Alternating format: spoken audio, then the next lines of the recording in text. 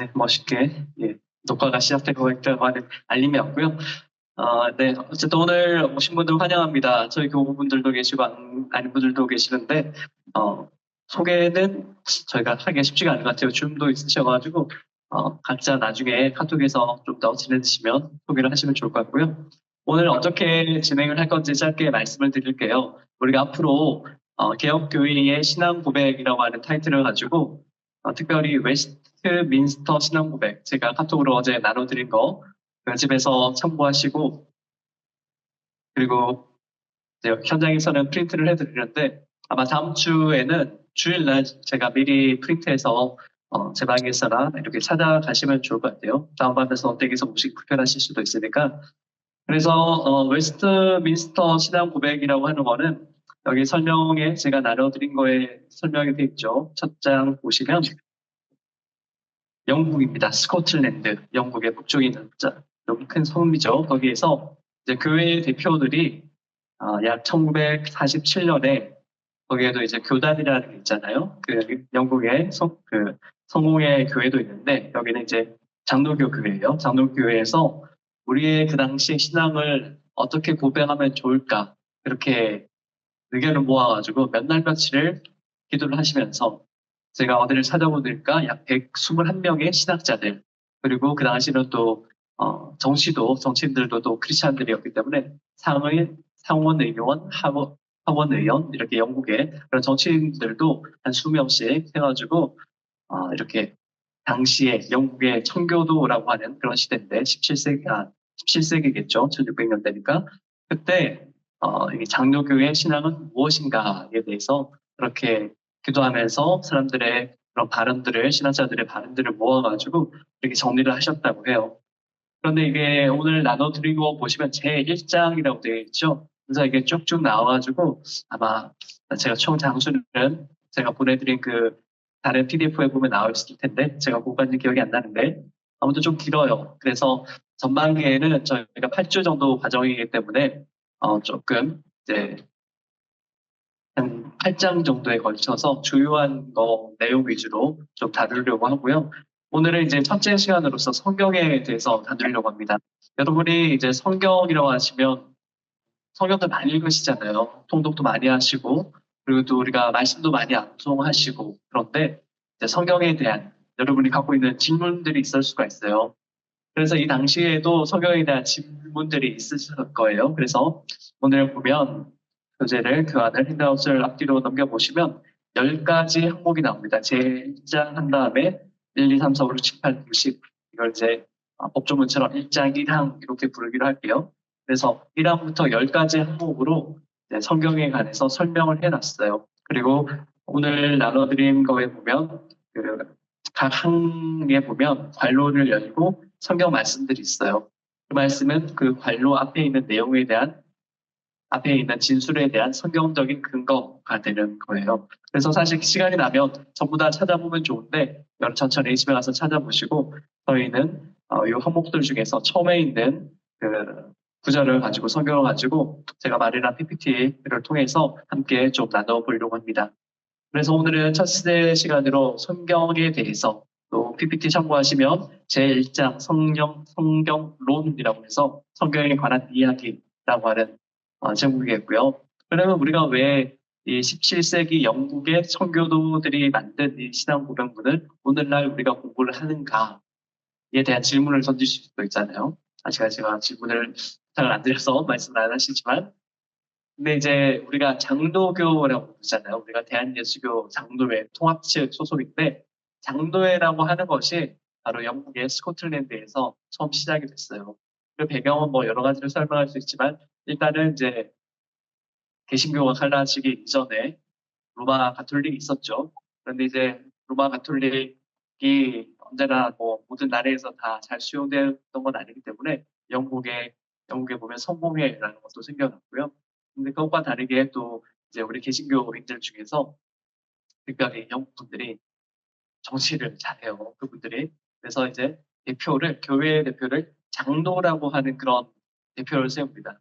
이제 나중에 또 교회 나중에 이제 세례 교육이나 또 나중에 또 배울 기회가 있을지 모르겠지만 짧게 설명드리자면 교회에서 그 당시에 이제 어른인 사람들, 네, 신앙적인 리더십을 갖춘 사람들을 얘기하거든요. 근데 이제 오늘 한국 교회도 그렇고 거기도 그렇고 대표적으로 목사님과 장로님 요 두 분들을 장로라고 불러요. 그래서 일반 목사님은 말씀을 맡은 장로, 그다음에 우리가 알고 있는 교회에서 부르는 장로님들은 교회 행정이나 그런 뭐 사무라든지 여러 가지 교회 일들을 총괄하는 그런 업무를 하시는 분들로서의 장로님 그러겠습니다. 그래서 우리가 아무래도 우리 장로교회 시작이 되는 그런 분들의 신앙 고백을 통해서 오늘 우리가 믿고 있는 신앙 고백을 한번 비교를 해보면서 우리의 뿌리는 어디인가, 그리고 또 한국에 와서 또 어떻게 발전이 되었는가, 그런 걸 살펴보기 위해서 우선 이 웨스트민스터 신앙 고백이라고 하는 걸로 이렇게 교리 교육을 시작을 하려고 합니다. 일단 제1장, 네, 한 장 넘겨주시죠. PPT도. 이거 제가 넘겨야 되는군요. 네. 자연계시와 특별계시라고 하는 것이 1장 1항에 있는 내용이에요. 먼저 내용을 읽어볼게요. 나눠드린 핸드아웃 한번 같이 보시면서 우리가 좀 시간 고려해야 되니까 빨리 읽으면서 지나갈게요. 제가 읽겠습니다. 비록 자연의 빛과 창조의 업적과 섭리의 역사가 하나님의 선과 지혜와 권능을 항상 나타내기에 사람이 핑계하지 못할 정도가 된다고 하더라도 그것들은 구원의 필수적인 하나님의 지식과 그의 뜻에 관한 지식을 주기에 충분치 못하였다. 그러므로 주님은 여러 기회에 여러 가지 방법으로 자신을 계시하시고 그에게 자신의 뜻을 선포하기를 기뻐하셨다. 나중에는 진리를 더 잘 보존하고 전파하시기 위하여 그리고 육신의 부패 및 사단과 세상의 악에 맞서서 교회를 더 견고하게 건설하고 또한 위안하시기 위하여 그 모든 것을 기록해 두기를 기뻐하셨다. 이것이 성경이 가장 필요하게 된 원인이다. 그러나 하나님이 자기의 뜻을 자기 백성에게 계시해 주시던 이전 방법들은 현재 중지되었다. 네, 이게 어려워요. 법이라서 어려운데 이 내용이 이제 쉽게 말씀드리자면 이제 자연 계시의 한계와 특별 계시의 필요성이라고 하는 건데 이제 계시와 관련되자면 하나님이 우리에게 알려주신다 이게 계시고요. 그런데 어떤 방법으로 알려주시는가가 이제 자연을 통해서 알려주시느냐 아니면 특별하게 하나님의 말씀을 전해들은 사람들 그리고 또 그 말씀에 기록된 성경 이런 특별한 방법으로 알려주시느냐 여기에 대한 두 가지 당연히 뭐 우리가 생각할 때는 성경을 통해서 하나님 우리에게 알려주시지라고 생각하지만 우리가 성경에도 나오다시피 자연을 통해서 창조자이신 하나님이 어떠한 분이신가 그런 것도 이제 알려줄 때가 있다라고 하는 거죠. 그래서 이제 자연이라고 하는 것, 자연의 빛과 창조 섭리에 나타나는 하나님의 선하심 그리고 지혜, 능력은 모든 사람이 하나님을 모른다고 변명하지 못하게 할 정도로 분명하다라고 하고 있어요. 근데 이제 자연이라고 해가지고 우리가 이렇게 우리 주변에 보이는 하늘, 뭐 강, 물 이런 것도 생각할 수 있어요. 그런데 이제 그런 거는 이제 하나님의 창조하심에 대해서 하나님은 정말 이 우주 만물을 아름답게 창조하시고 지혜롭게 창조하셨구나라고 이렇게 고백을 할 수 있는데 여기에서 중요한 거는 자연 이성을 의미해요. 우리 인간에게 주신 지혜를 통해서 성경에 대한 가르침이 없이도 하나님이 이 땅에 계시다는 것, 우리 이 세상을 창조하신 하나님이 계시는가에 대해서 알아낼 수 있는가에 대한 논쟁이 있었어요. 그 논쟁은 사실은 이제 다른 종교와의 관계에서도 기독교가 어떤 위치를 가지는가에 대한 이야기거든요. 예를 들어서 특별 계시라고 하는 하나님께서 여러 시대와 다양한 방법, 구약과 신약 그리고 오늘날에 이르기까지 선지자나 제사장이나 혹은 예수님, 혹은 예수님의 제자들인 사도들 그리고 또 그 후에 나타나는 그런 목사님들, 말씀을 전하는 교사들 이런 분들을 통해서 하나님의 말씀을 통해서 알려주시는 계시가 당연히 있는데 그것이 없이도 만약에 하나님을 알 수 있다면 굳이 그리스도교를 믿어야 하느냐라는 질문이 나올 수 있는 거죠. 그래서 이제 자연계시와 특별계시라고 하는 거는 그런 관점에서 이제 우리 개신교회에서 사실은 이제 가장 기본이 되는 신앙 고백 중에 하나예요. 그래서 당연히 우리는 자연계시를 통해서 그러니까 인간의 이성을 통해서 혹은 타 종교의 그런 도닦는 통해서 여러분이 잘 알고 계시는 종교들, 우리 한국에 있는 종교들, 불교, 지금은 종교는 안 되지만 유교, 그 다음에 기타 이단들, 다들 그들 나름대로의 창조자 혹은 절대자에 대해서 이야기를 하거든요. 그런데 그런 설명이 우리 그리스도교가 하나님으로 고백하고 있는 하나님과 얼마나 비슷한가, 혹은 충분히 설명이 가능한가, 이렇게 질문을 던졌을 때 우리 그리스도인들은 그렇지 않다, 부족하다라고 얘기를 하거든요. 그것이 바로 자연계시의 한계라고 하는 겁니다. 그래서 우리에게는 자연계시만이 아니라 특별히 하나님의 말씀이 기록된 성경이 필요하다라고 하는 것이 웨스트민스터 신앙고백 1장 1항의 내용이에요. 그리고 또 마지막에 보면 하나님이 자기의 뜻을 자기 백성에게 계시해 주시던 이전 방법들은 현재 중지되었다. 이게 좀 이제 추상적으로 좀 가면 좀 크게 좀 논의가 될 수 있는 부분이기도 한데, 근데 일단은 예언자들이 하나님의 그런 계시를 받아가지고 그대로 설명해 주는 것들, 그리고 또 요한계시록 같은 거 보면 구약에 있고요, 방금 전은 이제 신약으로 넘어오면 요한계시록에 보면 모섬에서 요한이 꿈을 꾸고 비전을 보고 그걸 기록을 한 거잖아요. 이런 방법들, 그리고 성령님께서 직접 사도 바울에게 말씀하셔가지고 어떠한 뭐 편지를 쓴다든지 이런 내용들 같은 게 이제 고 성서가 완성되는 시대까지는 그렇게 역사를 하셨는데, 그 이후에는 그렇게 하나님이 역사를 안 하신다는 거 하는 거예요. 왜냐하면 그때 이미 충분하게 예수 그리스도에 대한 증거가 성경에 나타나 있기 때문에. 그래서 이 말은 뭔가 하면 몰몬교라든지 아니면 뭐 다른 그 미국에 있는 종교들 보면 어디 딱 봤더니 무슨 동판이 나와가지고 천사가 그 동판이 나와 있는 글씨를 해석을 해줘서 이거는 성경에 대한 추가적인 설명이다라고 이렇게 주장을 해요. 한마디로 다른 성경을 후대에 만드는 거죠. 그리고 오늘날에도 다른 여러 가지 이제 종교적인 운동이 있는데, 오늘날에도 동일하게 성령이 임하셔가지고 예수님의 12제자였던 사도와 같은 그런 역할을 오늘날에도 할 수 있는 그런 자격을 하나님 직접 주셨다라고 주장하는 사람들이 있어요.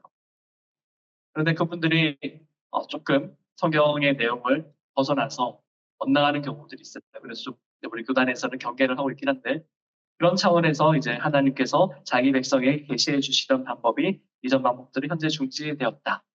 네. 우리가 한국에서 수많은 자기가 자칭 뭐 제3의 성령이니 뭐 예수니 하고 있는 사람들의 말이 안 되는 게 바로 이런 고백을 통해서, 신앙 고백을 통해서 확인됩니다.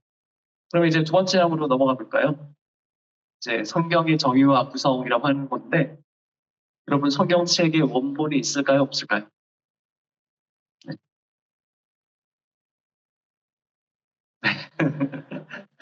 우리는 한국말로 번역된 성경을 있잖아요. 여기 보면 성경이 원래는 여기 나와 있나? 아, 뒤에 나오겠군요. 성경은 구약과 신약이, 구약은 히브리어로, 신약은 그 당시에 가장 유행했던 언어인 그리스어 대체로, 물론 그 중에 아람어도 있고, 구약에도 이제 히브리어 말고 다른 말들도 조금씩 섞여 있긴 하지만 대체로 이렇게 두 가지 언어로 기록이 돼 있어요. 그런데 우리가 보는 성경의 원본이라고 하는 거는, 사실은 이제 원본이라고 했을 때는 모든 성경책이 우리가 여기도 나오죠. 구약 39권, 신약 27권. 이건 우리가 초보 과정이 아니기 때문에 그걸 제가 언급은 안 합니다만, 그런 구약 39권과 신약 27권이라고 하는 게 오랜 세월 동안 만들어졌는데, 기록이 되어 왔는데, 그걸 누군가가 막 이렇게 한 번에 66권을 쓴 게 아니잖아요. 그러다 보니까 구약 같은 경우는 이제 모세 오경을 얘기를 하자면, 모세가 이제 하나님의 음성을 듣고 영광을 받아서 막 썼는데, 이제 모세가 죽고 난 다는 이야기도 모세 오경에 있단 말이죠.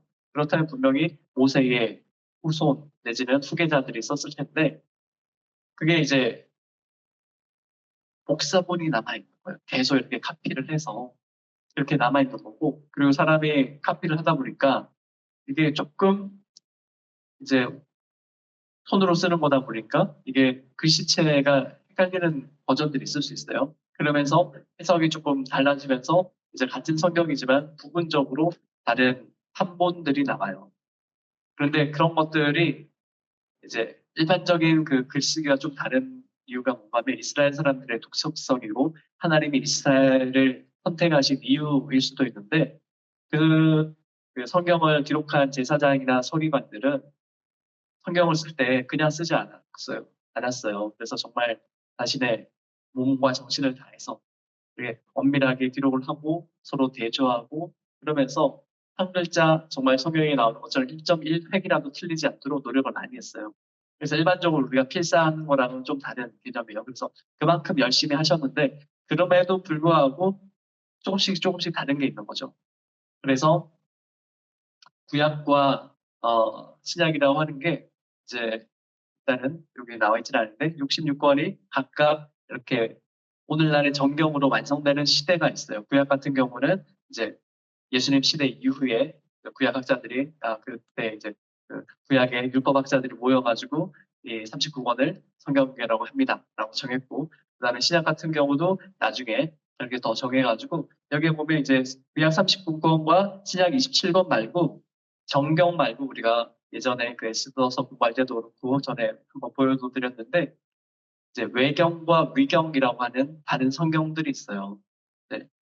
가톨릭 성경책을 보면 외경과 위경이 다 들어있거든요. 그런데 이제 정경이라고 우리가 개신교에서 얘기했을 때는 바로 구약 39권과 신약 3부 27 이렇게 외우면 쉽잖아요. 27권 이렇게 요것만 이제 하나님께서 영감을 주셔서 만들어진 책들이고 나머지 책들은 인간이 이러한 책들을 활용을 해서 이제 교인들의 그 당시 교인들에게 그런 건덕을 하기 위해서 그러니까 한마디로 덕을 주기 위해서 그리고 또 예를 들어서 하나님을 더 깊이 알도록 하기 위해서 그런 검증되지는 않았지만 교회사 안에서 전해 내려오는 말씀들을 가지고 적은 책들이 있어요. 그래서 구약에도 외경이 있고 신약에도 외경이 있는데 그런 책들이 또 있고 근데 외경 외에 외경은 그래도 하나님도 나오고 또 우리가 그 교회에서 믿고 있는 그런 신앙과 큰 차이는 나지 않나요? 그런데 너무 맹랑한 이야기라든지 너무 사변적인 이야기라든지 뭐 이런 게 있어서 이게 어, 좀 외경으로 좀 가치가 낮아지는 거고 근데 위경이라고 하는 건 있어요. 위경은 아예 날조에서 만든 성경 날조에서 만들었는데 그래도 이제 어, 고대에는 이게 좀 우리가 시대적인 거를 좀 이해를 해야 되는데 오늘날에는 누군가가 책을 쓰면 반드시 그 사람이 책을 썼다라고 이렇게 적잖아요. 그래서 그 사람의 저작권이라는 게 있어요. 물론 뭐 소설 같은 경우는 가명으로 쓰기도 하지만 그런데 이제 2000년 전 예수님 시대 그리고 전후 이렇게 구약 시대부터 시작해서 이 당시는 글을 쓰면 그 당시에 자신의 이름을 직접 드러내는 건 약간 그만한다고 생각을 했던 것 같아요. 그래서 그 당시에 가장 위대한 신학자들 아니면 예를 들어서 구약 같은 경우는 다윗이나 솔로몬 아니면 모세 이런 사람들의 이름을 내걸고 책을 쓰기도 하고 그리고 신약 같은 경우도 사도 바울이 워낙 유명하다 보니까 그리고 또 권세가 있다 보니까 사도 바울이 물론 이 책을 가지고 뭐 사도 바울이 썼다라고 얘기는 하진 않지만 그런 그 위경 같은 경우는 그런 이야기들이 있어요. 예를 들어서 음, 여러분이 도마 복음이라고 들어보셨는지 모르겠는데 예수님의 제자잖아요. 분명히 사도고 근데 우리 성경에는 도마 복음이 없어요. 근데 이제 외경으로 볼지 위경으로 볼지 제가 정확하게 모르겠어요. 좀 위경에 가까운 것 같은데 그런 도마 복음도 있고 또 막달라 마리아 예수님의 사실은 여자 제자 중에서는 1번 제자예요. 베드로급에 해당되는 그런 제자인데 그 당시는 아무래도 좀 남성의 목소리가 더 세던 시대니까 여성들이 그렇게 성경을 남기지는 못했을 수 있어요. 그런데 이제 정확하게 이게 마리아가 직접 썼는지 혹은 제자들이 받아 썼는지 확실치는 않지만 마리아 복음서라고 하는 것도 있어요. 그래서 우리가 그런 거를 처음 접하면 교회에서는 안 가르쳐 주던데 저런 데 가면 더 많은 거 배우나 이렇게 생각할 수 있어요. 읽으면 도움이 될 수 있어요. 근데 성경을 넘어서는 더 다른 가르침은 없어요. 물론 이제 강조점들은 있죠. 예를 들어서 마리아 복음서 같은 경우는 어, 초대 교회에도 여성 제자들의 그런 헌신과 보살핌이 있었다. 그래서 교회가 유지가 될 수 있었다. 지금까지 이제 남성 신학자들이나 남성 목회자들에 의해서 강조되지 않던 여성들의 목소리와 헌신이 기독교 교회사에서 새롭게 비춰질 수 있겠죠. 그런 관점에서는 도움이 돼요. 그런데 그거를 모른다고 해도 우리가 하나님을 읽거나 구원을 받는 데는 전혀 불편함이나 부족함이 없어요. 그래서 정경의 중요성이고요. 그래서 여기 보면 한국교회는 외경 활용 여부나 다양한 번역 공간의 권위의 문제에 있어서 논쟁을 할 수 있어요. 신학적으로. 그런데 이제 결국에는 우리가 목회적으로 보면 우리가 들고 읽고 있는 이 신구약 69권 이것으로 충분하다라고 하는 것이고요. 시간 좀 알려주세요. 네, 감사합니다. 그래서 이제 세 번째 항으로 넘어가면, 방금 다 설명을 드렸네요. 그러면 세 번째 항 읽고 넘어갈게요. 보통 외경이라고 부르는 책은 하나님의 영감에 의해서 된 것이 아니며 경전의 일부도 아니다.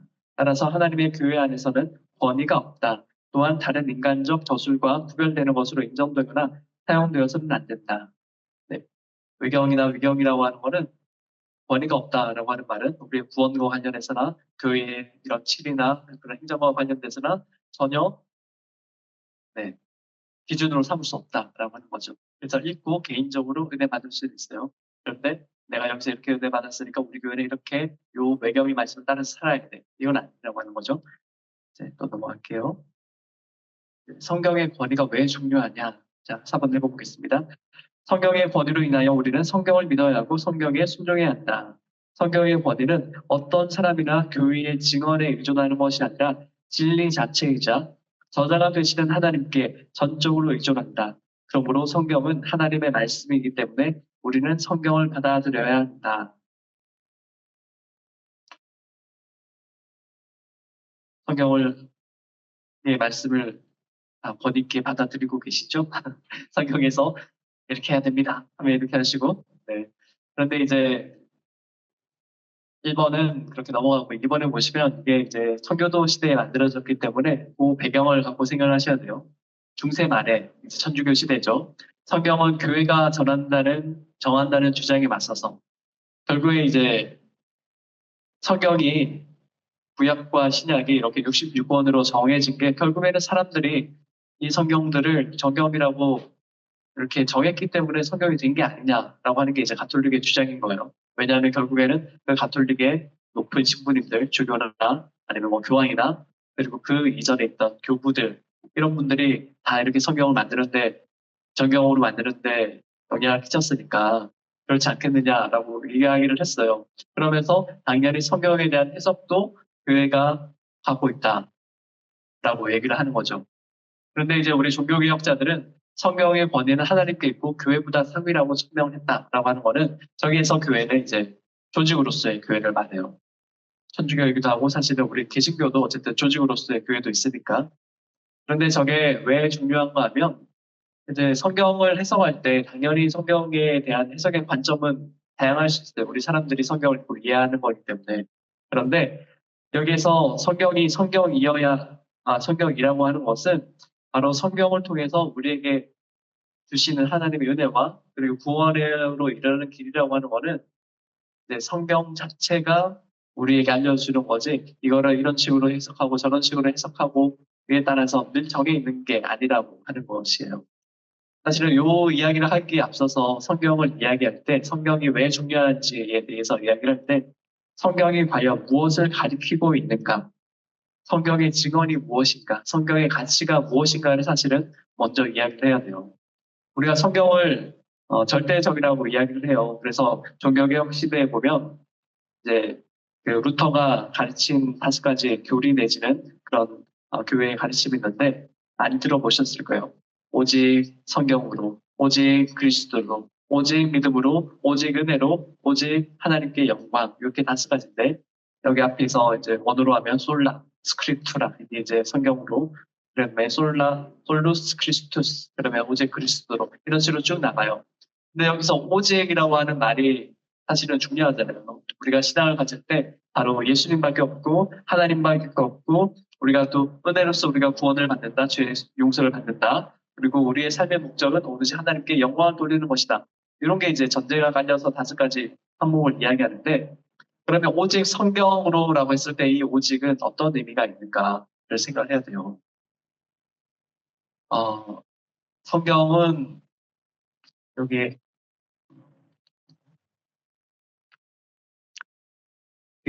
나올 수도 있는데 제가 미리 설명을 드릴게요. 성경의 문자 자체가 중요한가? 아니면 성경의 해석을 통해서 성경이 우리에게 알려주는 진리가 중요한가?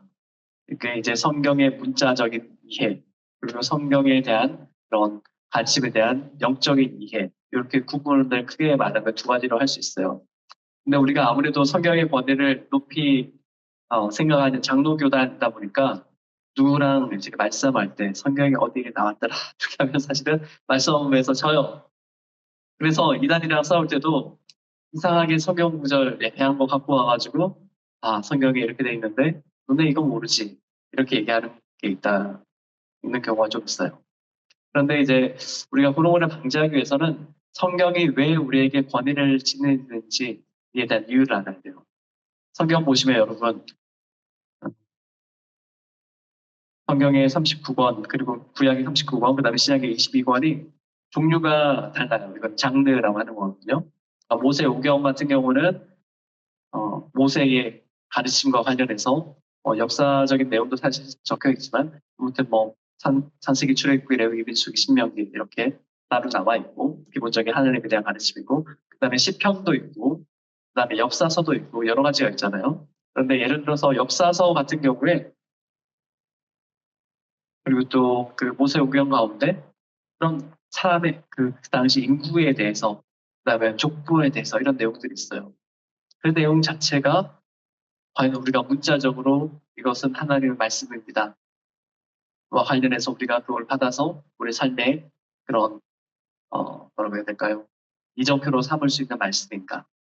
그리고 출애굽 이후에 그 가나안 땅에 들어와서 여러 민족들과 갈등이 있는데 다른 어떤 선지자 같은 사람 불러와가지고 이스라엘 향해서 저주 좀 내려주세요. 그랬더니 하나님 그걸 막으시고 축복을 내려주고 오히려 그렇게 말했던 사람이 저주를 내리는 내용도 있고 그다음에 이스라엘과 싸우는 사람들이 이스라엘 향해서 자체적으로 이렇게 저주를 내리는 그런 말들 그리고 시편에 보면 우리가 이거는 나중에 해석을 해서 좀 이해를 해야 되지만 우리를 압제하는 그런 원수들에 대해서 그 고통이 너무 크기 때문에 원수들에 대한 저주의 말들도 있어요.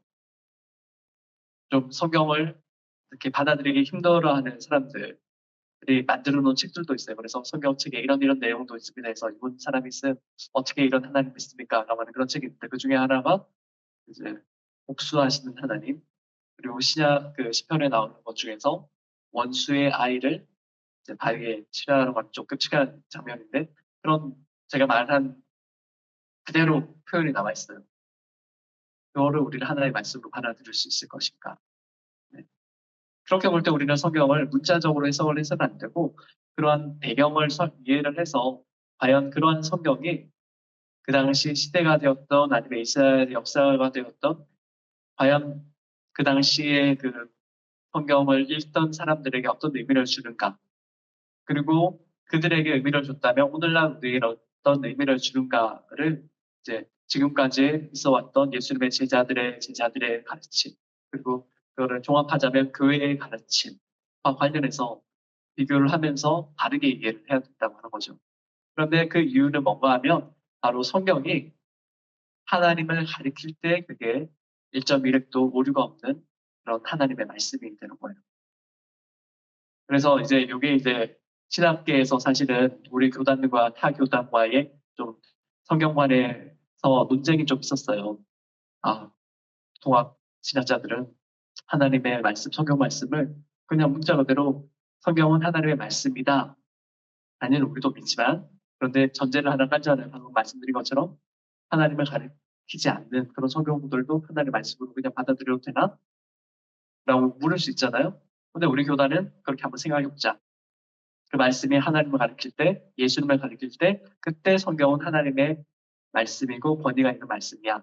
우리는 그렇게 받아들이고, 사교단 중에서는 그런 건 다 필요 없어. 그냥 성경은 그냥 하나님의 말씀이다. 요걸로 끝나야 돼. 더 이상 생각 안 할래. 라고 하는 게 또 그쪽 입장이에요.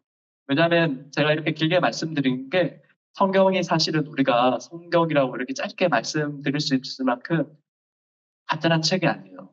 수천 년 동안 내려오면서 거기에 대한 많은 우리가 교단도 갈라지고 심지어 가톨릭 뭐 우리 개혁교회까지 갈라졌잖아요.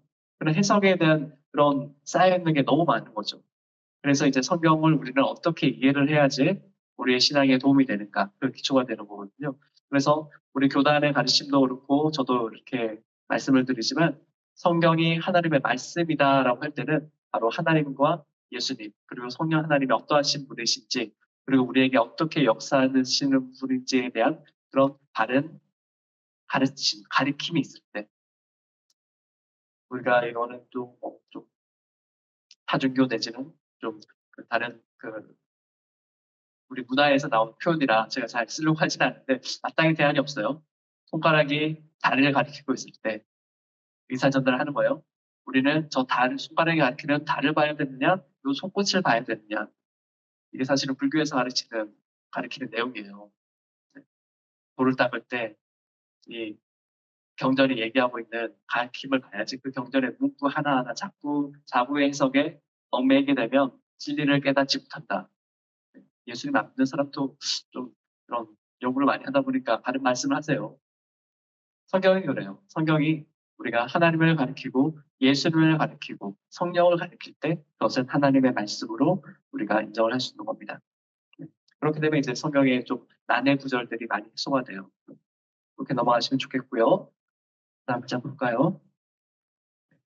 성경에 대한 확신, 이것도 이제 방금 말씀드린 것과 좀 비슷한데, 일단은 교회가 성경을 이제 증언하죠. 성경이 우리에게 주신 하나님의 그런 계시의 방법이다. 그리고 계시라고 하는 것은 하나님이 우리에게 어떠한 분이신지 알려준다. 이런 말씀이라고 제가 반복해서 알려드리는데 성경 자체가 계시가 아니고 성경을 통해서 우리에게 알려주시는 예수님, 하나님, 성령님 이게 계시예요. 그래서 성경 자체가 계시가 아니고 성경은 하나님에 대한 증언이다. 그리고 그렇게 교회가 가르치고 있다. 이게 이제 교회의 증언을 통해서 우리가 성경이 하나님 말씀이라고 확신하게 되는 거고 그다음에 두 번째 보면 성경의 이런 장엄함이나 교리나 또 모든 부분의 조화나 전체적인 구성 방식 이런 것들이 이제 하나님께서 이렇게 예정하셔서 사실 이스라엘 역사를 통해서 우리에게 말씀을 주신 거잖아요. 결국은 이스라엘이 이렇게 살았어야지 성경이 이렇게 만들어지는 거예요. 그냥 일반 민족, 예를 들어서 우리나라나 아니면 일본이나 혹은 미국이나 이런 나라가 그냥 자기네 마음대로 산다고 해서 그들의 역사를 기록한 것이 성경이 되지 않죠.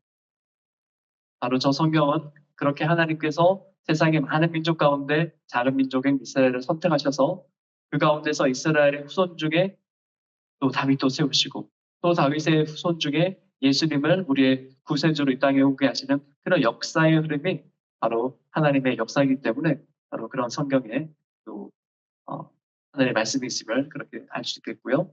그 다음에 성경을 읽을 때 가장 중요한 거는 성령님께서 우리에게 증언을 해주셔요. 사실 성경이 뭔지 모르고 있는 사람들 예전에 에피소드들을 보면 그 교도소에 누가 이렇게 책 같은 걸 넣어줬는데 그게 뭔지도 모르고 그냥 읽었는데 읽다 보니까 아 내가 죄인인 게 깨달아지고 하나님에 대해서 알고 싶어지고 그가 저질렀던 자신의 과거에 대해서 회개하게 되고 그래서 거듭났다는 그런 이야기들 간증들 많이 있거든요. 그러니까 성경이 어떠하든지 간에 저 성경 자체만으로도 하나님께서 특별히 성령님께서 읽는 사람들의 마음을 통해서 듣는 사람들의 마음을 변화시켜 주셔서 새롭게 하나님의 사람으로 만들어 주시기 때문에 그래서 성경이 또 우리에게 확실한 증언을 해주신다라고 하는 말씀입니다. 그래서 4번 이렇게 넘어가고요. 5번까지 넘어왔네요. 네, 절반 정도 했으니까 잠시 쉬어가는 타입으로 시간 좀 지금 쉬시면서 성경에 대해서 평소에 아니면 오늘 우리 과정에 대해서 궁금한 점이나 또 뭐 질문거리 같은 거 있으시면 해주시고 또 댁에 계신 분들은 카톡으로 남겨주시면 또 받아가지고 같이 더 이야기를 나누도록 하겠습니다. 잠시 화장실 다녀오실 분들 다녀오셔도 되고요. 조금 쉬실 분들 여기 저희가 오늘 음료수를 준비를 못해서 밖에 가면 아시다시피 정수기가 있고요. 또 오늘 받으신 간식도 좀 드시면서 조금 쉬시면서 좀 얘기를 하겠습니다.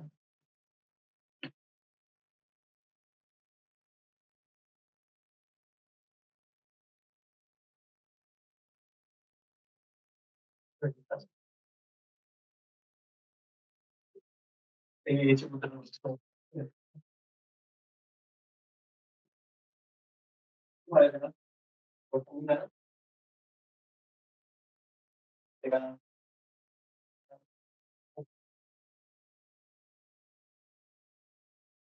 안녕하세요 여러분. 댁에서도 이렇게 와주셔서 감사합니다. 네. 말씀이 있으시죠? 저도 범죄 같은 거는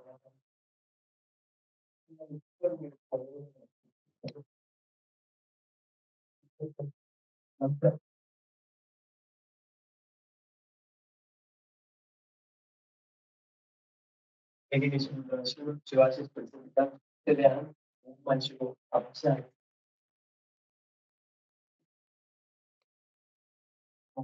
물론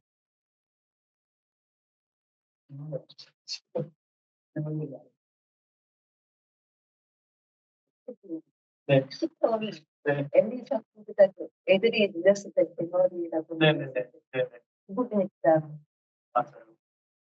그래서 그냥 이 시대에 거기에 대한 네. 사실 해석이 여러 가지예요. 그러니까 나의 구경을 갖고 와서 사실 우리가 정말 솔직하게 말씀드릴 수밖에 없는 게 이제 성경이라고 하는 게 자세한 그 설명이 배제되는 게 제가 예전에도 몇 번 말씀드렸다시피 성경책 자체가 비싼 식이거든요. 예전에는 그렇게 인지 같은 거를 그리고 하는데 아니면 그대로 좀 먹으면 필루스 같은 거를 또 했는데 그러니까 요즘에나 저희가 싸지 예전에는 내용은 다 추출을 쌓였고 알만한 내용들은 그냥 왜냐하면 성경만 해석해주는 사람도 있고 부정을 알고 있는 사람들이 많으니까 그런 내용을 내가 성경이 없으니까 오해가 되는 방금 말씀드렸던 엘사의 그 머리 포함 같은 경우는 일단 원어 자체에 대한 것도 들어가요. 먼저 이게 사실 됩니다.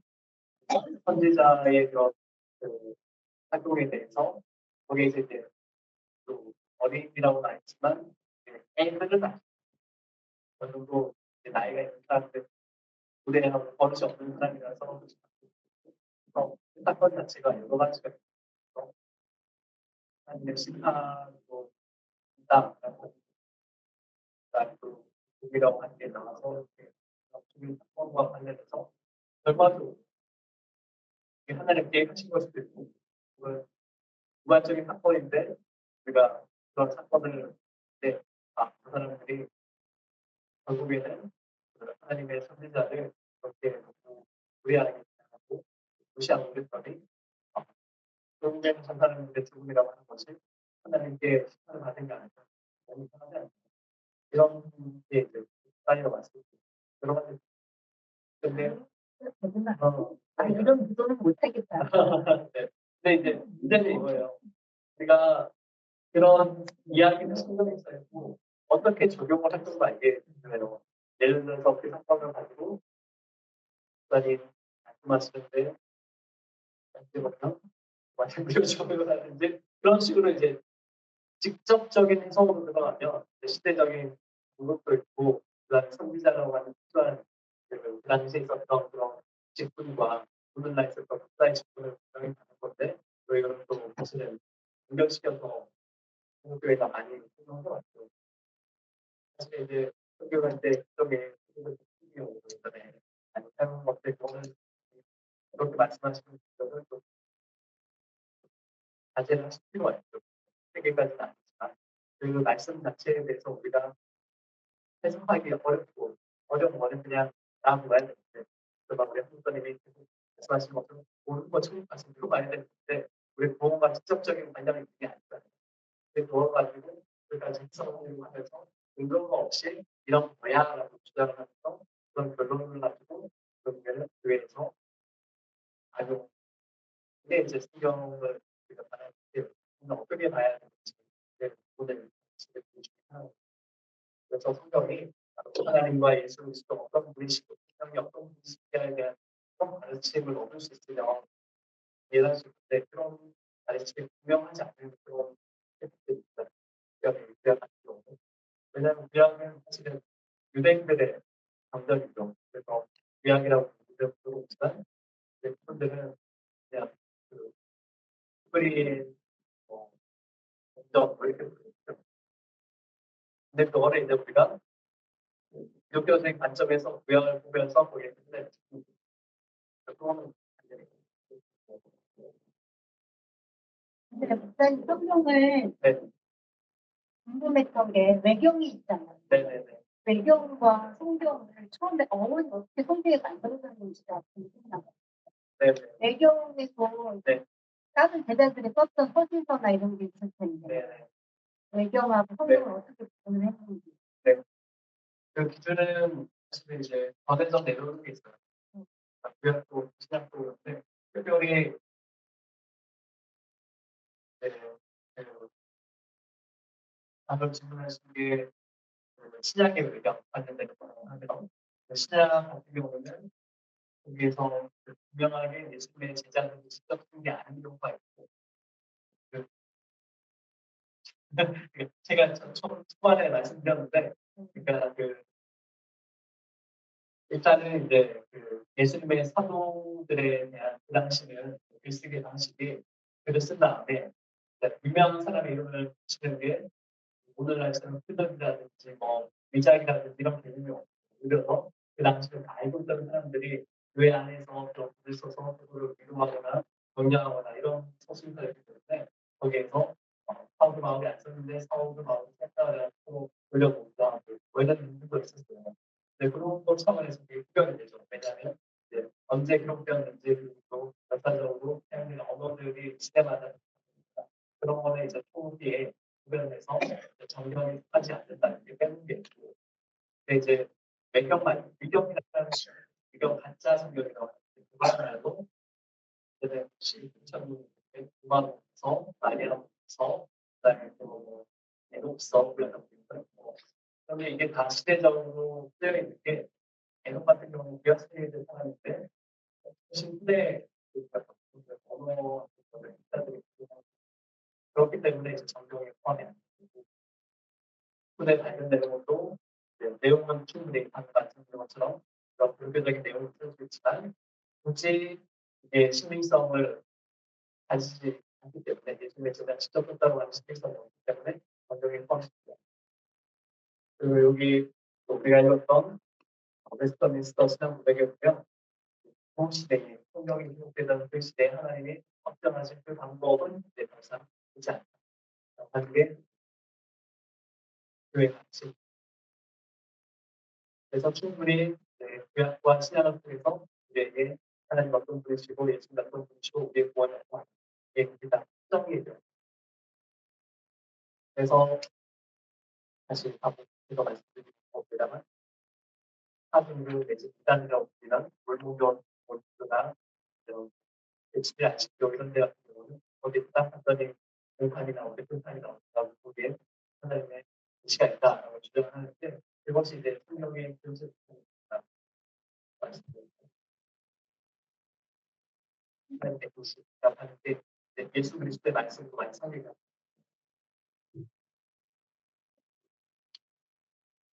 시다고 없다는 구체적인 어떤 배경이나 배경이나 흐름을 오래 딱 보시면 오늘 제가 잘 이거 설명합니다. 원칙적으로는 지구야 원 90번에서 60번 나머지 가톨릭 성경 안에 들어갈 정도의 외경은 어느 정도 개정도 오케이. 그냥 우리가 뭐 예를 들자면 요즘에 그렇게 영화를 보잖아요. 그렇다 역사적인 사건들은 아니잖아요. 그런 사건들도 있고 그렇다 보니까 그런 거 보는 게 맞아요. 그런 것처럼 외경도 그런 차원에서 이해하시죠. 그럼 이제 좀 많이 쉬었으니까 6번부터 한번 다시 넘어가도록 하겠습니다. 네. 6번은 한번 읽어볼게요. 하나님 자신의 영광과 인간의 구원과 믿음과 삶에 필요한 모든 것에 관하여 하나님이 가지시는 모든 계획은 성경 안에 분명히 나타나 있거나 그렇지 않으면 선하고 필요한 결론으로 성경에서 이끌어낼 수 있다. 네. 성경이 직접 있든지 아니면 우리가 좀 생각해보면 알 수 있다. 그런 얘기고요. 여기에다가 어느 때를 막론하고 성령의 새로운 계시로든 인간의 전통으로든 더 첨가할 수 없다. 여기에 대한 말씀이 디모데후서와 갈라디아서, 그다음에 갈라디아 후서인데, 데살로니가 후서인데요. 이걸 한번 찾아볼게요. 그러나 우리는 성령의 내적 조명이 말씀 안에 계시된 그것을 이해하는 데 필요하다는 것을 인정한다. 그와 동시에 하나님을 예배하는 일과 교회 정치와 관련하여 인간의 행동과 사회에 공통된 여러 상황들이 있다는 것도 인정한다. 이와 같이 예배와 교회 정치는 언제든지 지켜야 할 말씀의 일반적 규칙들에 따라 자연의 빛과 신자의 분별을 통해 조직되어야 한다. 네, 좀 옛날 말이라 어려운데 자연의 빛은 사실 이성을 얘기해요. 그 다음에 신자들의 분별력을 통해서 이렇게 해야 한다. 성경의 근거에서. 네, 성경의 충분성을 얘기할 때 성경이 우리에게 알려주는 것 제가 반복해서 계속 말씀하지만 구원과 신앙을 통해서는 성경만 있으면 돼요. 성경만 있으면 우리가 충분하게 알 수 있어요. 그래서 하나님께 영광을 돌리고 우리가 구원을 받고 믿음 생활을 하는데 모든 것은 분명해요. 그리고 또 분명하게 기록되어 있거나 혹은 필연적인 결론을 이끌어낼 수 있다. 이번 성경의 명확성과 관련해서는 문자적으로 그대로 있는 것도 있어요. 그런데 역사가 지나다 보니까 이건 이제 윤리적인 적용인데 예수님 시대와 지금 시대는 다르잖아요. 없는 것들 있잖아요. 예를 들어서 우리 사순절인데 우리 TV를 봐야 되나요?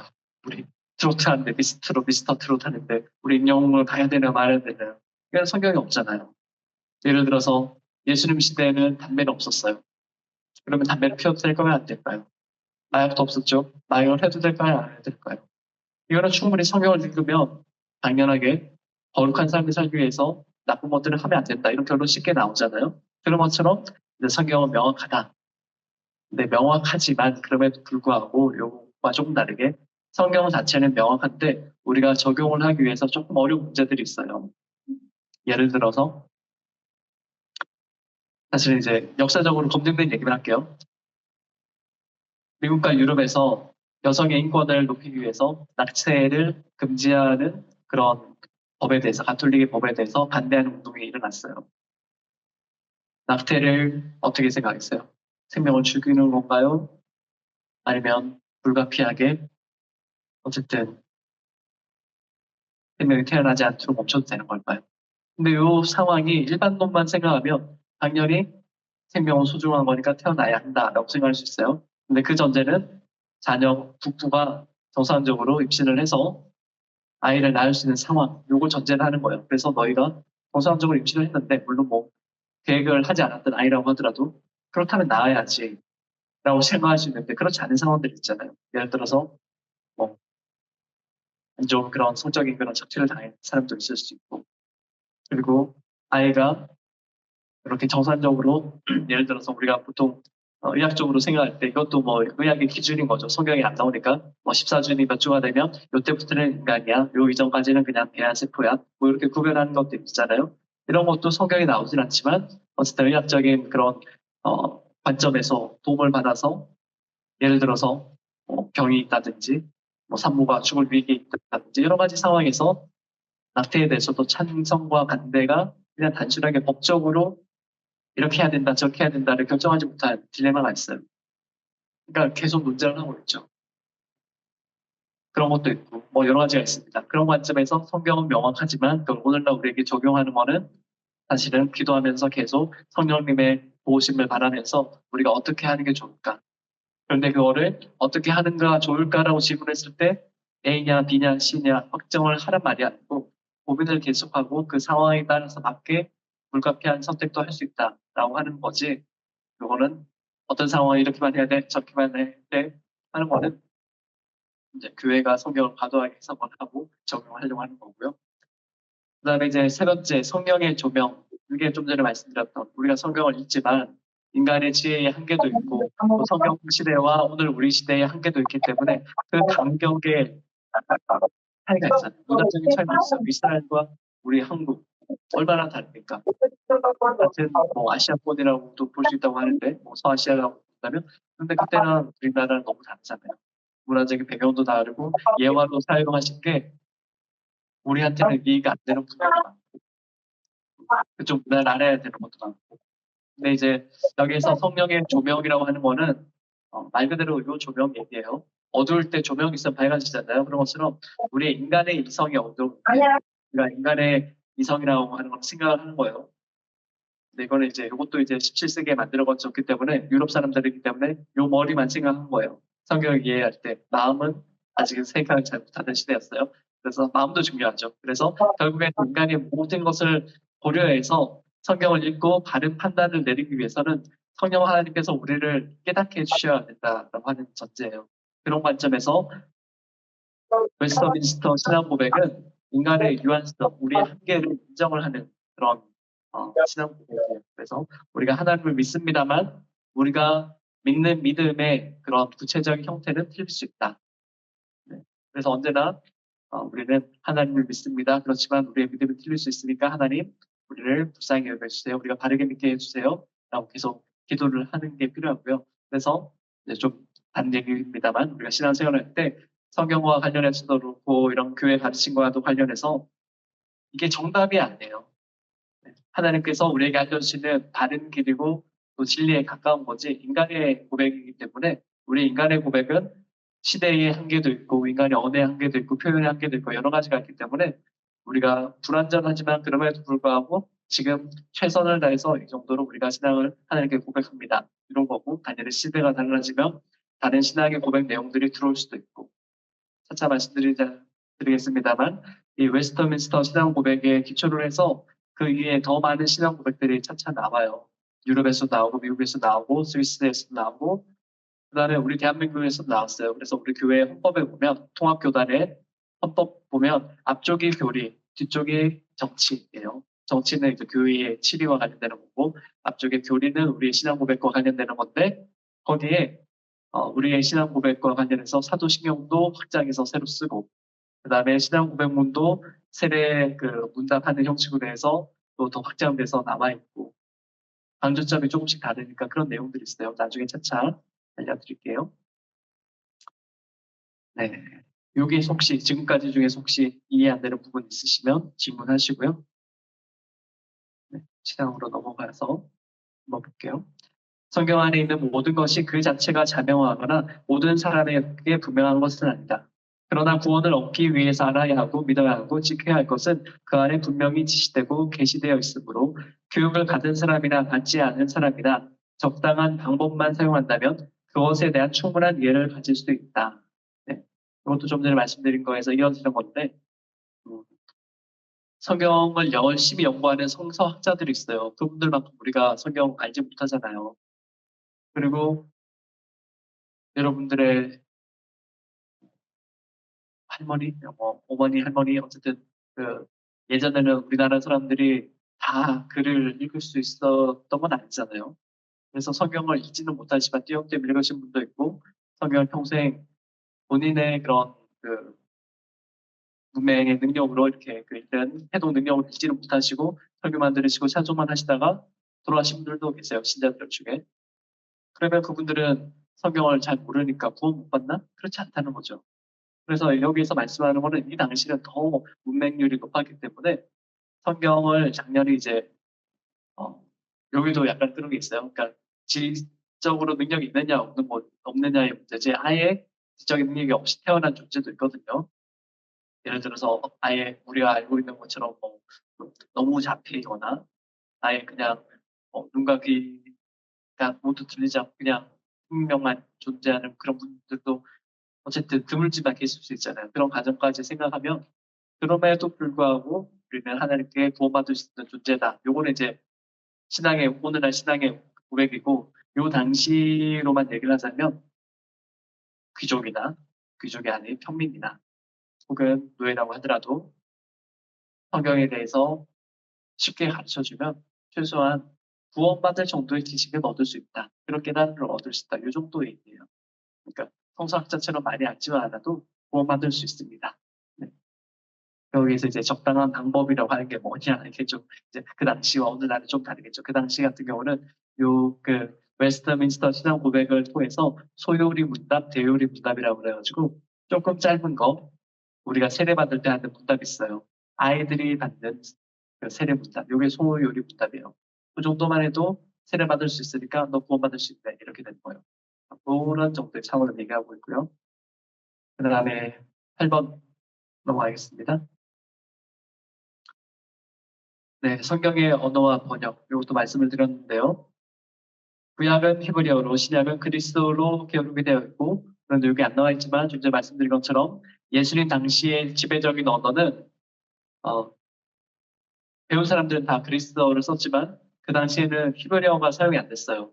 이미 히브리어는 사어가 됐기 때문에, 그 아람어라는 걸 사용했어요. 그래서 엘리 라마 사박탄이라고 하는 예수님의 원래 말씀, 그 진짜 말씀하시는 내용 같은 그런 게 이제 성경에 몇 군데 있는데 그건 이제 아람어예요. 그런데 동양에서 우리나라랑 이것만 좀 비슷하고 할 수 있을지 모르겠는데 동양어는 잘 모르겠는데 예를 들어서 영어랑 프랑스어는 조금 단어도 비슷하고 발음만 조금 다르지 어쨌든 그 어순이라고 하는 것도 똑같고 그래요. 그런 것처럼 아람어를 할 줄 아는 사람이면 그 동네 근처, 그러니까 예루살렘이나 이제 이스라엘 근처에 있는 다른 나라 사람들과도 말이 어느 정도 통했어요. 그래서 구약에 보면 예를 들어서 그 루세 가족이 기근이 들어가지고 이제 다른 지역으로 모압당으로 이전을 해가잖아요. 근데 말이 통하잖아요. 완전한 그 타국어가 아니고 일종의 사투리 비슷한 그런 개념이라 기본적인 의사소통이 가능했다는 거죠. 고대에는 그런 지역의 나라들은.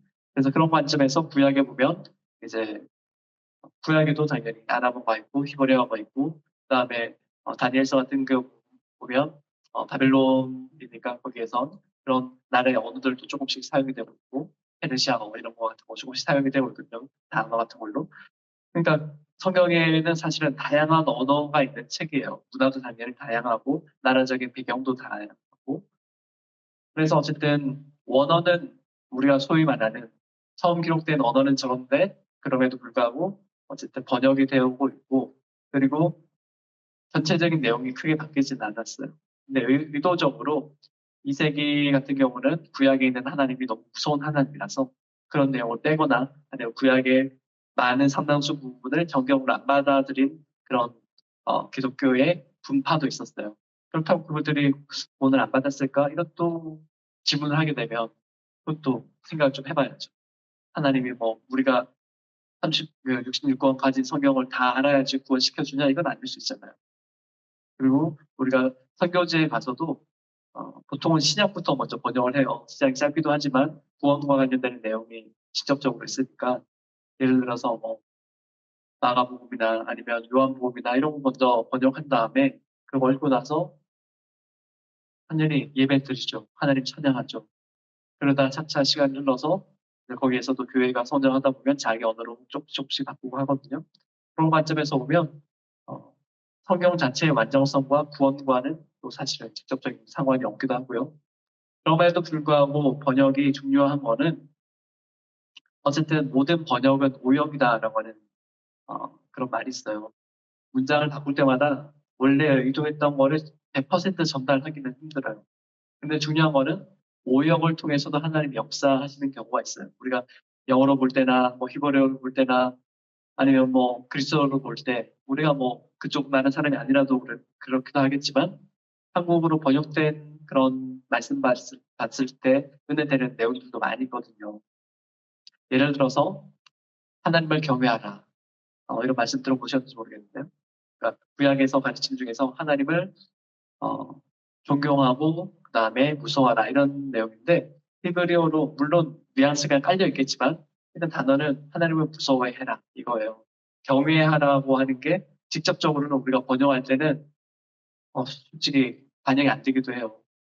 그런데 전후적인 맥락을 아니까 이제 하나님을 두려워하라고 하는 것이 하나님을 창조자로 존경하면서 하나님이 우리를 사랑해 주실 것이라는 것을 믿으면서 그럼에도 불구하고 그런 하나님 앞에서 우리가 죄 지어서는 안 된다. 서로 싸우면 안 된다. 이런 관점에서 하나님을 두려워하라라고 가르치는 거거든요. 그런 것처럼 이제 한국말로 번역해서 너무 좋잖아요. 경외, 두려워하면서 존경이다. 왜냐하면 그 밑바탕에 사랑이 깔려 있으니까. 네. 그런 관점에서 이제 번역이 중요한데, 어, 사실 한국어 번역본 우리가 읽고 있는 개혁 개정도 어려운 한자도 많고, 안 쓰는 표현도 많고, 그래서 계속 사실은 현대어로 번역이 되면 좋은데, 번역은 되고 있는데, 이게 정경, 한마디로 교회에서 사용되는 성경으로 바뀌지 못하는 게 이게 비싸가지고, 네.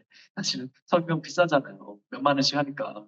근데 기독교인이 아무리 적어도 몇백만 명 되는데, 이게 다 바꾸기는 쉽지 않아서, 이렇게 기존에 있던 성경을 열심히 읽으시고 그다음에 이해 안 가는 거는 좀 쉬운 성경 찾아 읽으시든지 요즘에는 핸드폰에도 성경 다운받을 수 있으니까 그렇게 보시든지 아니면 뭐 외국어 하듯이 외국어로 보시든지 아니면 목사님들한테 물어보시든지 이런 차원에서 성경을 보는 거라 그럼에도 불구하고 아무튼 쉬운 성경을 많이 읽으시는 거를 저는 좀 권장을 해드리고, 또 여기 보면 한국어의 여러 번역본이 있는데 우리 개신교랑 가톨릭이 합쳐서 같이 번역한 게 있어요. 공동 번역 성경이라고.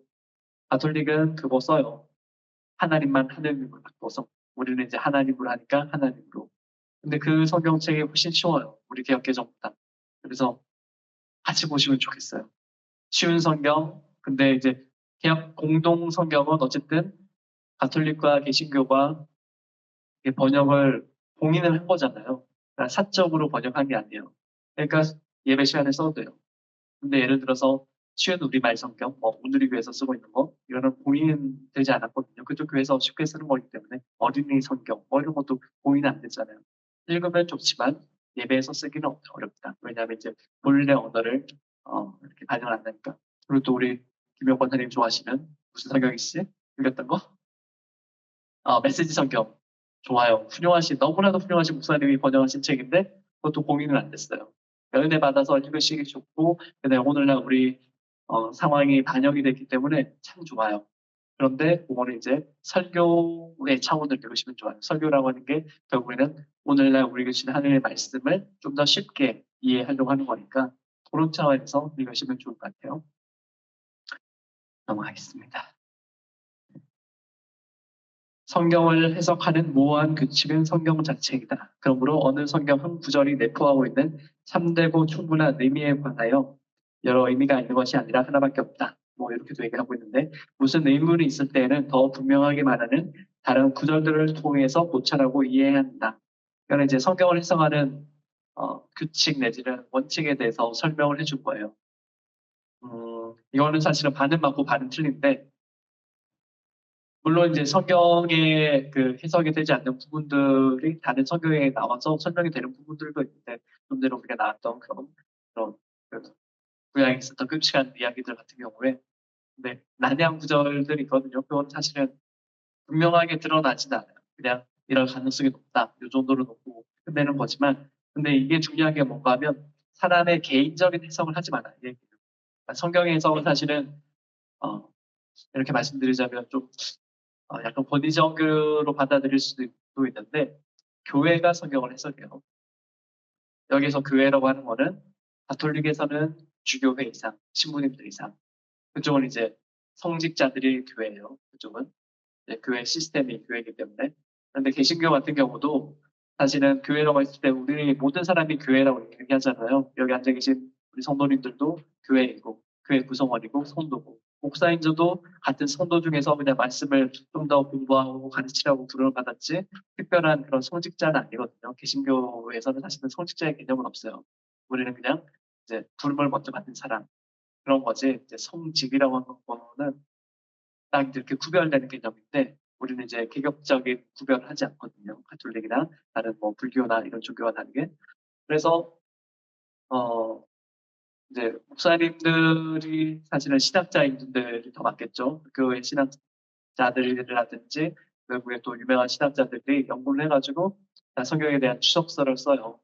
근데 그런 걸 가지고 이제 검증을 하죠. 검증의 방법이 예전에는 서로 회의를 통해서 했는데 요즘에는 사실은 대학교가요. 아카데미. 그래서 결국에는 신학자들이 뭘 하는가 하면 이런 성경 구절을 가지고 연구를 열심히 해가지고 서로 막 토론을 해요. 그러고 나서 그 결과를 가지고 발표를 하고. 그런데 그 발표한 걸 가지고 이제 상당수, 다수가 수용을 해야지 그 교단 내지는 그 교회의 그냥 대표적인 해석이 되는 거예요. 그래서 음, 조금 어려울 수 있는데, 우리가 목사님들 설교할 때마다 같은 본문 놓고 왜 다르게 해석하지라고 하는 의문들을 가질 수 있을 수도 있어요. 왜냐하면 목사님들이 공부한 시기가 달라요. 옛날 어르신들 같은 지금 뭐 90 이상 되신 분들, 돌아가신 분들이 상당수지만 그때 공부하셨던 성경 주석과 배경, 그리고 그때 가르쳤던 교수님들, 물론 그때는 이제 대부분 외국 선교사 출신 외국인 교수님들이 가르치셨고, 그 이후에 이제 1대, 2대, 3대 유학 갔다 오신 목사님들이 교수가 되셔 가르치는데, 당연히 그 시기에 공부한 학교들이 또 신학계 학풍이 다 달라요. 그러니까 해석이 조금씩 다를 수 있어요. 그렇다고 이게 다르다라고 하는 게 원칙에서 말하는, 좀 전에 말씀드린 성경이 우리에게 계시하는 성부, 성자, 성령 하나님에 대한 가르침이 다 달라진 게 아니고, 거기에 대해서 오늘날 적용을 할 때 이런 성경 구절을 이렇게 해석을 했으면 좋겠습니다라고 하는 게 조금씩 달라졌다는 거예요. 그거는 충분히 설교가 이제 본문 자체에 대해서 A와 B가 극과 극은 달리면 그건 다른 것이고 틀린 거지만 그렇지 않고 관점이 여러 가지다라고 하는 거는 우리가 사람이다 보니까 개개인이 살아오는 배경도 있고 그다음에 우리가 설교를 전하고 있는 그 듣는 사람들, 성도님들의 그런 환경도 다르고 하니까 적용점이 달라지는 거예요. 그런 관점에서 이 사람의 설교와 저 사람의 설교가 같은 부분을 놓고도 달라질 수 있는 거죠. 그래서 오늘 사실 성경과 관련해서 우리가 좀 주목해야 되는 거는 성경 자체의 풍성함, 네, 다양성의 풍성함인 거예요. 이거를 어떻게 잘못 말씀하시는 분들은 이제 다양성이다, 풍성함이다 그러면 마치 뭐 종교당원주의나 아니면 뭐 이단들 이렇게 해석을 하는데 그런 관점이 아니고 하나님 그분 자체가 너무나도 전지전능하시고 무제한한 그런 분이시잖아요. 우리의 상상력을 초월하는 그런 신이기 때문에 인간의 언어를 가지고 표현한다든지 전한다는 거에는 한계가 많아요. 그래서 우리가 지금 뭐 수천 년을 수많은 인간이 하나님 믿고 이 성경을 쓰기도 하고 읽기도 하고 전하기도 하지만 다양할 수밖에 없는 게 하나님이 우리 각각의 사람을 만나주시는 그런 역사가 다르기 때문이에요. 그래서 마태, 마가, 누가, 요한 내용이 다 달라요. 다른 사람들 얘기해요. 교회를 안 다니는 사람들. 같은 사건을 보고 어떻게 이렇게 다를 수 있어? 기독교 마태, 마가, 누가, 요한 이 사람들이 만들어낸 거 아니야? 어떻게 생각하세요? 이런 질문 들으시면.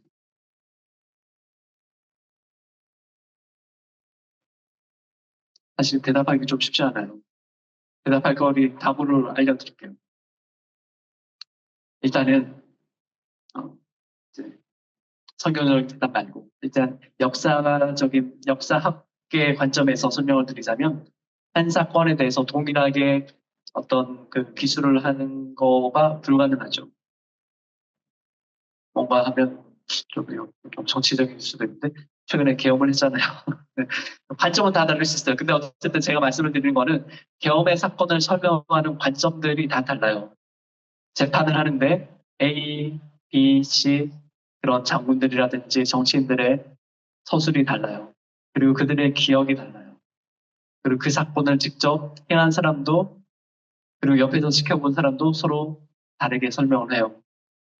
진짜 사건이 이런 거예요. 예수님이 정말 부활하셨어요. 정말 부활하셨으니까 거기에 대한 증언이 다 다른 거예요. 예수님이 십자가에 달리셨으니까 거기에 대한 증언이 다 다른 거예요. 만약에 이 사람들이 예수님의 제자들이 소설로 만들어낸다. 그러면 모여가지고 요 진본 하나만 만들어내자. 이렇게 되면 돼요. 그런데 그 사건 자체가 전체 역사를 컨트롤할 수 있을 만한 그런 사람이 없잖아요. 누구에게나 열려있던 사건이고 누구나 경험했던 사건이고 그렇다 보니까 기억도 다를 수 있고 거기에 대한 또 관점도 다를 수 있어요. 그렇기 때문에 마태, 마가, 누가 복음을 우리가 읽으면서 각각의 저자들이 예수님의 사건을 경험한 거를 우리가 배우면서 서로 다양한 오늘날의 교회들, 한국인도 교회가 있고 미국에도 가면 교회가 있고 어쨌든 아프리카에도 교회가 있고 다 전 세계에 걸쳐서 교회가 있었나요? 근데 그들에게 주시는 하나님의 음성이 어떠한 성경을 구절을 볼 때 더 많이 은혜가 되고 더 많이 와닿는가 다를 수 있거든요. 네, 그런 관점에서 하나님을 더 풍성하게 알려주기 위해서 하나님께서 이런 역사적인 또 사건을 통해서 또 만들어진 또 성경을 통해서 우리에게 말씀하고 계시고 그래서 성경이 서로 다르다 그리고 또 여러 가지 뭐 역사도 다양하다 보니까 사건도 풍성하고 나라도 풍성하고 여러 가지 풍성함이 있어요. 이런 거를 복잡한 걸 볼 것이 아니라 하나님이 우리를 하여금 하나님을 정말 알기를 원하시는구나. 정말 우리 각자의 상황과 배경과 그런 환경을 초월해서 하나님을 만나기를 원하시는구나. 그런 관점에서 성경의 이런 다양성과 풍성함을 보시면 좋을 것 같아요. 네, 이게 오늘 말씀드린 핵심이고 이제 마지막 10번 같은 말이고 반복이 될 수 있는데 한번 읽고 마무리하도록 할게요. 최고 심판자는 성경 안에서 말씀하시는 성령 이외에 아무도 있을 수가 없다. 경건에 관한 모든 논쟁들은 성령에 의하여 결정되어야 하고 공의회의 모든 결정들과 고대 저술가들의 의견들과 인간들의 교리들과 개인적인 마음들도 성령에 의하여 검토되어야 하며 성령의 판결에 순응해야 한다. 네, 결국에 이제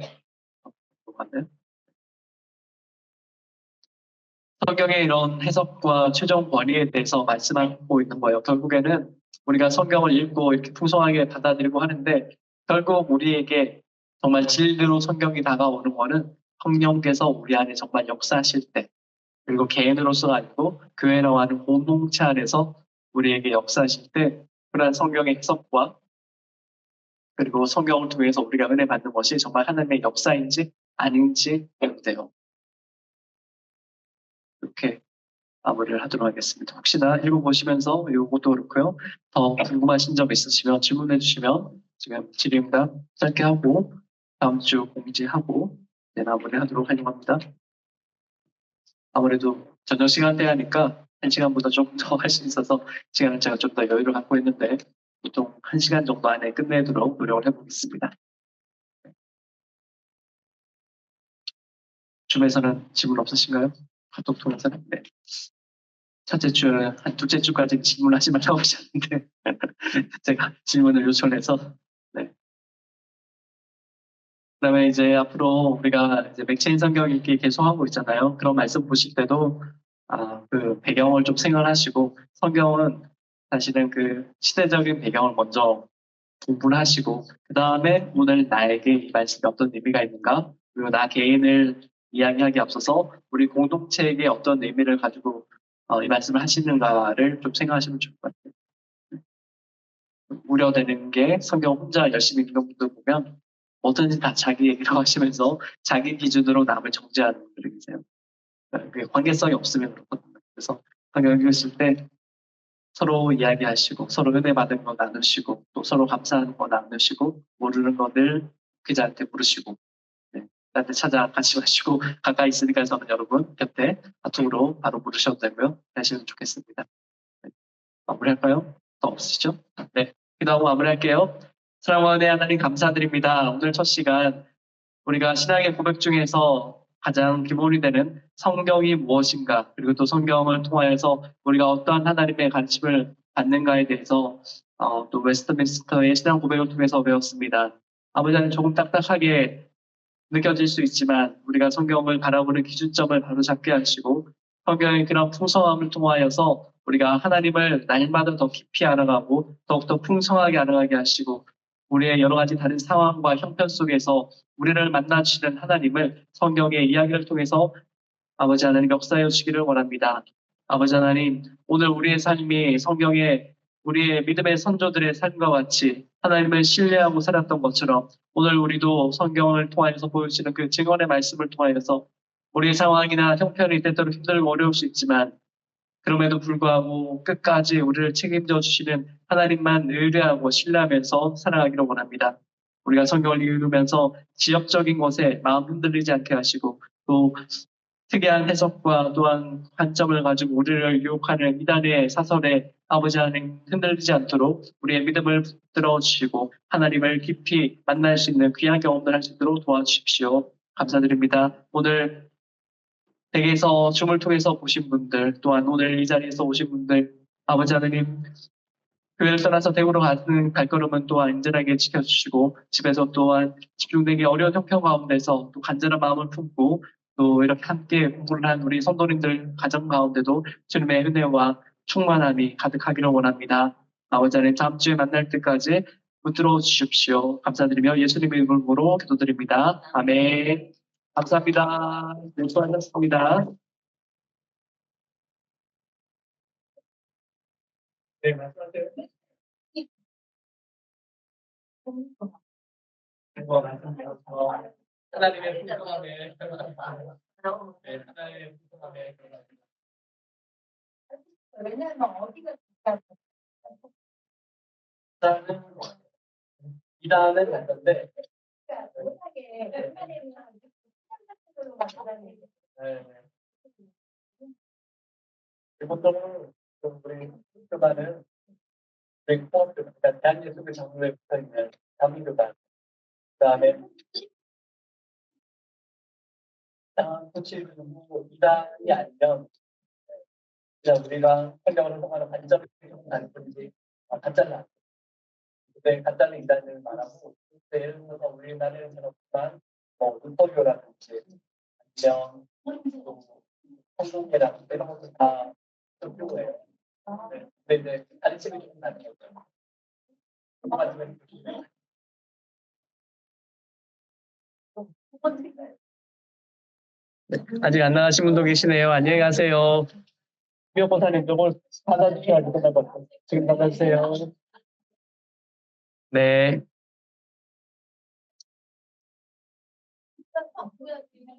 다 끝났습니다. 안녕히 가세요. 네네. 잠깐만요.